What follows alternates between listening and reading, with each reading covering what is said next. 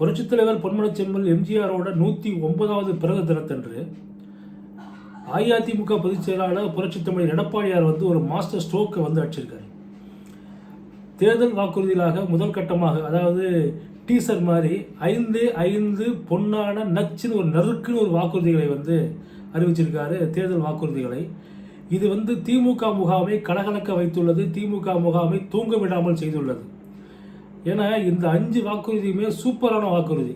அதாவது குலவிளக்கு திட்டம், அதாவது அனைத்து மகளிருக்கும், இப்போ யார் யாரெல்லாம் ரேஷன் கார்டு வச்சுருக்காங்களோ அத்தனை பேருக்கும் மாதம் 2000 ரூபாய் கொடுக்கப்படும்.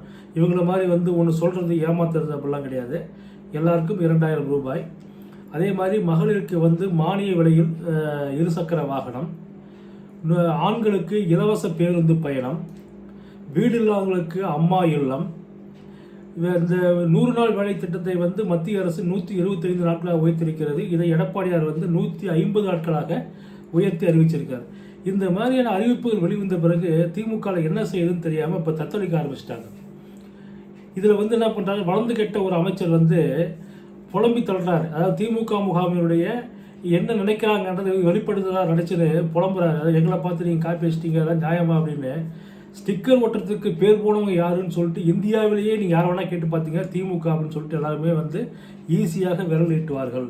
அந்தளவுக்கு நீங்கள் அடுத்தவன் பிள்ளைக்கு பேர் வைக்கிறதுல பேர் போனவர்கள். அப்படி இருக்கும்போது அதிமுகவை பார்த்து நீங்கள் காப்பிடிக்கிறீங்கன்னு சொல்கிறது யாரும் வாயால் சிரிக்க மாட்டார்கள். திமுக முகாம் இந்த அளவுக்கு கலகலத்து போவதற்கு காரணம் என்ன என்பதை இந்த வீடியோவில் தெரிந்து கொள்வோம். இது வேல்ஸ் மீடியாவின் பொலிட்டிக்கல் வாட்ச் நிகழ்ச்சி. வணக்கம். முக்கியமான 5 திட்டங்களை அறிவித்த பிறகு எடப்பாடியாரிடம் செய்தியாளர்கள் கேள்வி கேட்குறாங்க.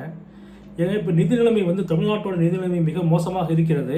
அப்படி இருக்கும்போது நீங்கள் இந்த மாதிரி 5 திட்டங்களை அறிவித்திருக்கீங்க. இந்த 5 திட்டங்களுமே நிதியை அதிகமாக எடுத்துக்கொள்ளக்கூடிய திட்டங்களாச்சே, எப்படி நீங்கள் சமாளிக்க போகிறீங்க அப்படின்னு.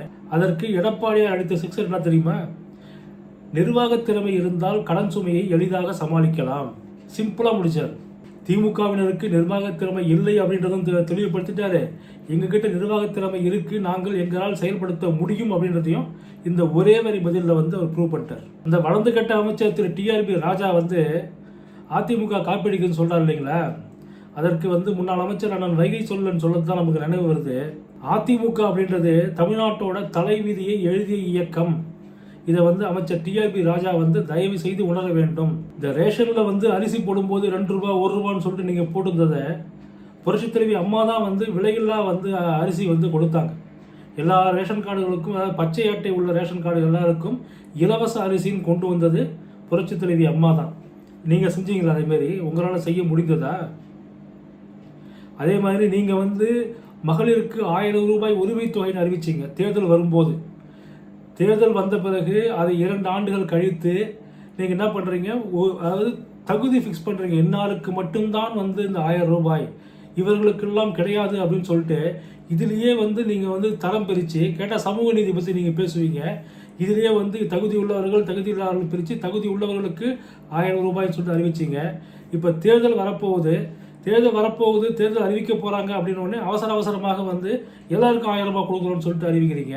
அனைத்து குடும்ப அட்டைதாரர்களுக்கும் 2000 ரூபாய் என்பதுதான் சமூக நீதி, சமூக சமநிலை. இது காப்பி அடிக்கிறது கிடையாது. திமுகவின் தோல்வியை தோலுரைக்கு எடப்பாடியார் வைத்துள்ள செக்கு தான் இந்த வாக்குறுதி. இந்த வளர்ந்து கட்ட அமைச்சர் என்ன பண்ணுறாரு, தொழில்துறை அமைச்சர், ஏங்க வெளிநாட்டு முதலீடுலாம் வந்திருக்குன்னு சொல்கிறீங்களே, அதை பற்றி நீங்கள் வெள்ளை அறிக்கை கொடுங்க அப்படின்னா வெள்ளை பேப்பரை தூக்கி காமிச்சார். அந்த அளவுக்கு இவர் மிகப்பெரிய அறிவாளி. இவர் ஆளும் வளரணும், அறிவும் வளரணும், அதுதான்டா வளர்ச்சின்னு சொல்லிட்டு புரட்சியாளர் பாடினார். அது இவங்களுக்கு பொருந்தாது.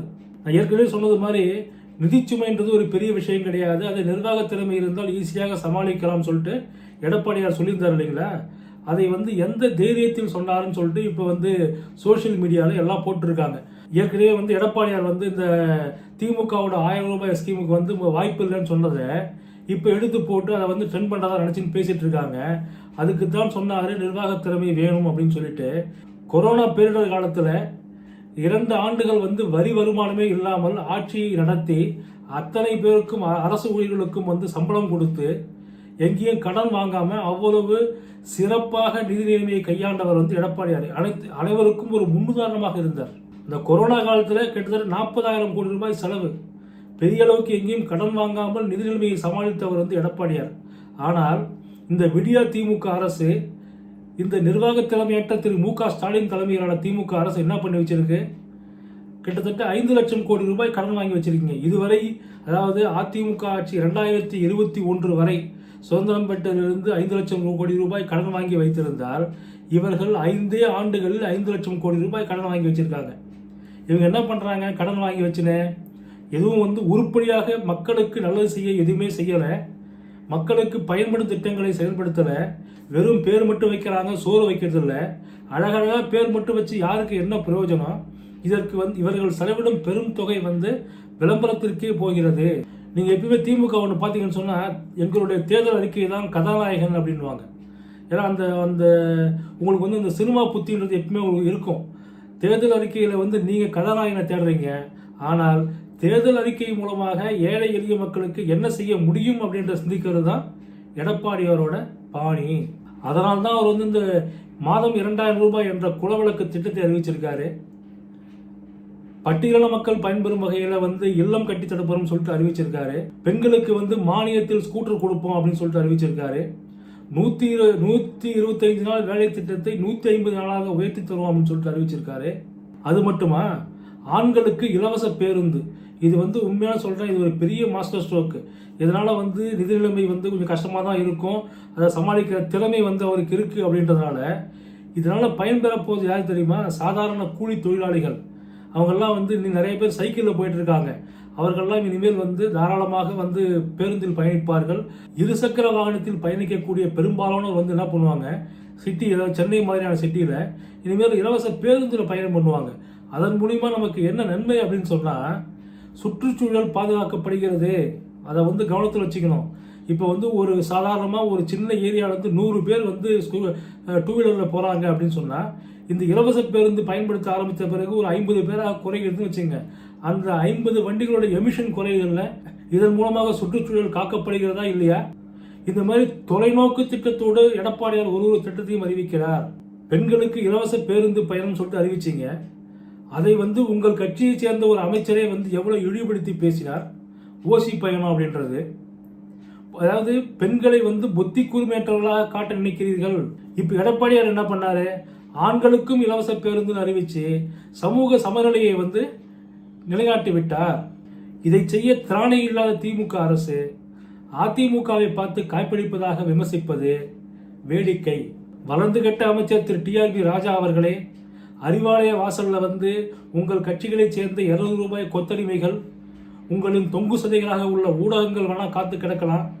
ஆனால் ஒரு காலம் அதிமுகவினரிருந்து உங்கள் திட்டங்களுக்கு உரிமை கொண்டாடியது கிடையாது, உங்கள் திட்டங்களுக்கு ஸ்டிக்கர் ஒட்டியது கிடையாது. ஆனால் நீங்கள் அதிமுகவின் திட்டங்களுக்கு ஸ்டிக்கர் ஒட்டுவதையே முழு நேர வேலையாக வைத்திருக்கிறீர்கள். நீங்கள் ஒரு திட்டத்தையும் வந்து சொந்தமாக செய்யறது கிடையாது. பேர் மட்டும் வைப்பீங்க, சோறு வைக்க மாட்டீங்க. தமிழக மக்கள் வந்து இந்த விடியா அரசோட பிடியிலிருந்து எப்போது விடுபடுவோம் என காத்து கொண்டிருக்கிறார்கள். இப்போ எடப்பாடியார் அறிவித்திருக்கிறது டீசர் தான், இன்னும் மெயின் பிக்சர் வரல. அப்படி வந்ததுன்னு சொன்னால் திமுகவினர் வந்து நிரந்தரமாக தூக்கத்தை தொலைத்து விடுவார்கள். அவர்கள் வந்து நம்ம ஆட்சியை இழக்கப் போகிறோம் என்றது அவர்கள் நன்றாக உணர்ந்து விடுவார்கள். நடுநிலை வாக்காளர்களே, கடன் சுமையை சாக்காக காட்டி, கடன் சுமையை காரணம் காட்டி வரியை உயர்த்தும் அரசு வேண்டுமா, அல்லது நிர்வாக திறமையால் மக்கள் நலத்திட்டங்களை அள்ளித்தரும் எடப்பாடியார் ஆட்சி வேண்டுமா? உங்கள் கருத்தை சொல்லுங்கள், உண்மையை பகிருங்கள். இது வேல்ஸ் மீடியா தமிழ். நான் அம்மா கோபி. நன்றி, வணக்கம்.